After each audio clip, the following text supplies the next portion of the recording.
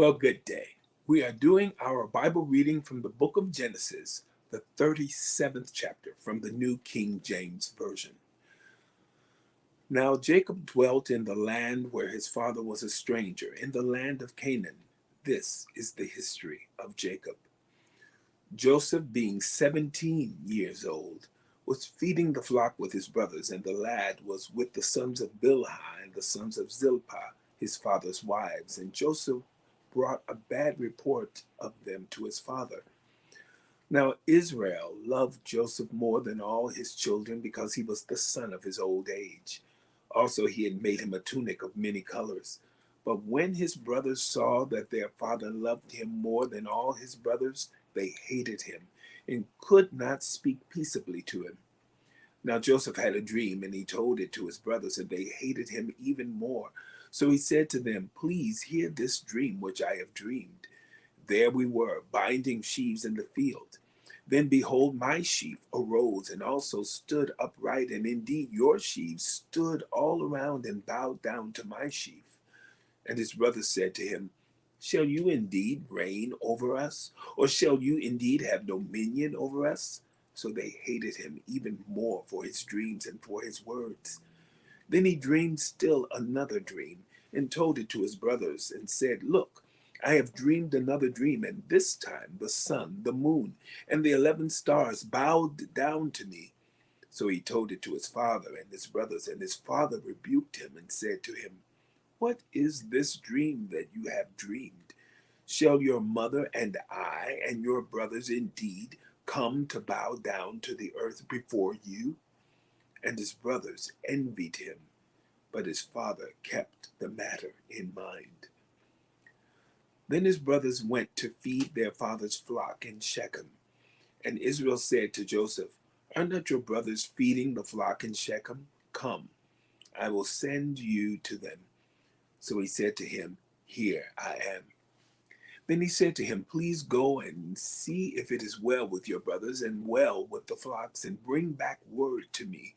So he sent him out of the valley of Hebron, and he went to Shechem. Now a certain man found him, and there he was, wandering in the field. And the man asked him, saying, "What are you seeking?" So he said, "I am seeking my brothers. Please tell me where they are feeding their flocks." And the man said, "They have departed from here, for I heard them say, 'Let us go to Dothan.'"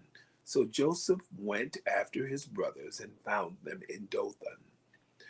Now when they saw him afar off, even before he came near them, they conspired against him to kill him. Then they said to one another, "Look, this dreamer is coming. Come, therefore, let us now kill him and cast him into some pit.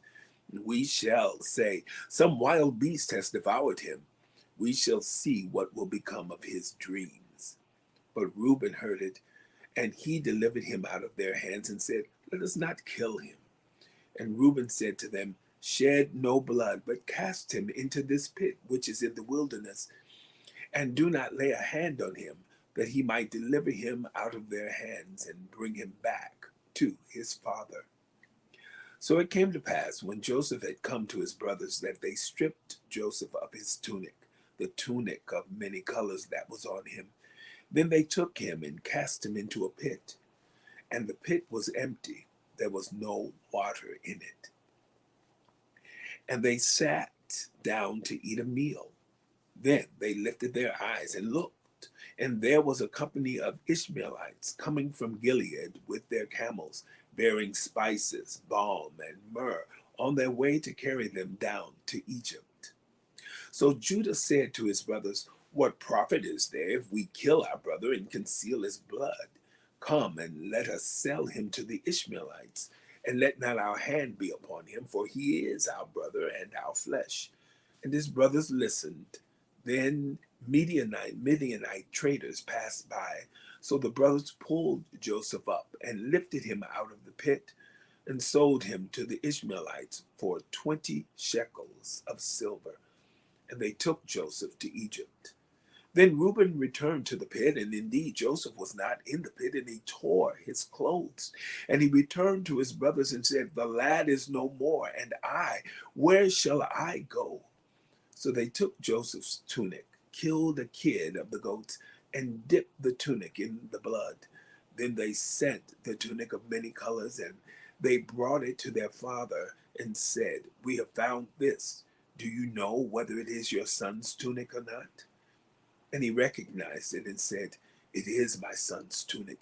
A wild beast has devoured him. Without doubt, Joseph is torn to pieces." Then Jacob tore his clothes, put sackcloth on his waist, and mourned for his son many days. And all his sons and all his daughters arose to comfort him, but he refused to be comforted. And he said, "For I shall go down into the grave to my son in mourning." Thus his father wept for him. Now the Midianites had sold him in Egypt to Potiphar, an officer of Pharaoh and captain of the guard. The book of Genesis, the 37th chapter, from the New King James Version. Have a wonderful day.